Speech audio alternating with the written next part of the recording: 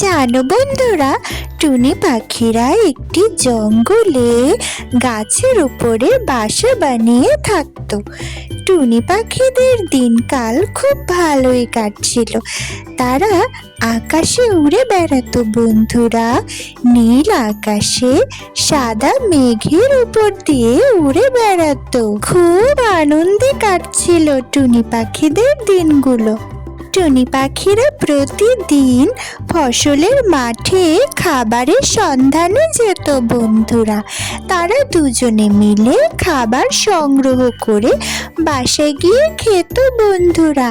সারাদিন রোদে পুড়ে খাবার খুঁজতে খুঁজতে টুনি পাখিরা একটি নদীর ধারে গাছের নিচে বিশ্রাম নিত বন্ধুরা।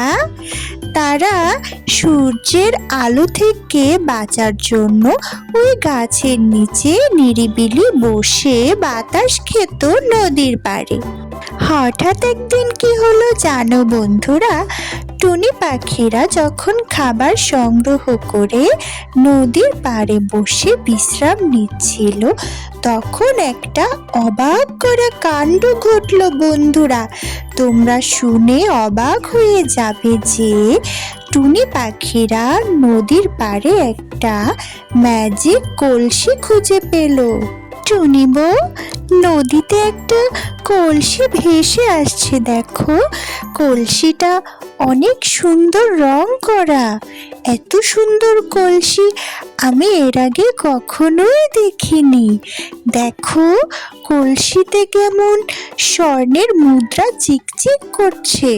আরে তাই তো, নদীতে একটা কলসি ভেসে এসেছে, আর কলসি ভর্তি স্বর্ণের মুদ্রা। এই যে অবাক করা বিষয়, এই কলসিটা এখানে কিভাবে ভেসে আসলো? এটা তো আমি আগে কখনোই দেখিনি। এত সুন্দর ডিজাইন করা কলসিতে, কি সুন্দর রং করা। চলো এটাকে আমরা বাসায় নিয়ে যাই। বন্ধুরা, টুনি পাখিরা সেই ম্যাজিক কলসিটাকে তাদের বাসায় নিয়ে গেল এবং বাসায় নিয়ে গিয়ে তারা দেখলো এটা আরো অবাক করা একটা বিষয়। এটা তো ম্যাজিক কলসি। স্বর্ণ মুদ্রা এখান থেকে যতই বের করি আবার কলসিটা ভরে যায়। স্বর্ণ মুদ্রা বের করার পরেও কলসিতে অনেক মুদ্রা দিয়ে নিজে নিজে ভর্তি হয়ে যায়। তার মানে এখান থেকে স্বর্ণ মুদ্রা কখনোই শেষ হবে না। আমরা যত খুশি তত নিয়ে এটি ব্যবহার করতে পারবো। কি মজা, কি মজা!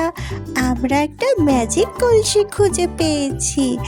এখন থেকে আমরা যা খুশি তাই কিনতে পারবো। আমাদের আর পয়সার অভাব হবে না। আমরা এই স্বর্ণ মুদ্রা বাজারে বিক্রি করে অনেক টাকা পাবো টুনি বর। আমাদের আর কোনো কষ্ট থাকবে না। প্রতিদিন রোদে পুড়ে ফসলের মাঠে খাবার খুঁজতে হবে না। হ্যাঁ টুনি বউ, আমরা এই স্বর্ণ মুদ্রাগুলো দিয়েই খাবার কিনে খেতে পারবো। আর কষ্ট করে রোদে পুড়ে ফসলের মাঠ থেকে খাবার খুঁজতে হবে না। আমাদের সব কষ্ট দূর হয়ে যাবে। আল্লাহকে অনেক ধন্যবাদ, তিনি আমাদেরকে এটা দিয়েছেন। বন্ধুরা, টুনি পাখিরা স্বর্ণ মুদ্রাগুলো বাজারে বিক্রি করে অনেক টাকা পেল। তারা সুন্দর একটি বাড়ি কিনলো বন্ধুরা। বাসাটার ভেতরও অনেক সুন্দর।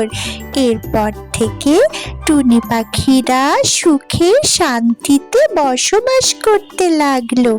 তারা মনের সুখে আকাশে উড়ে বেড়াতে লাগলো।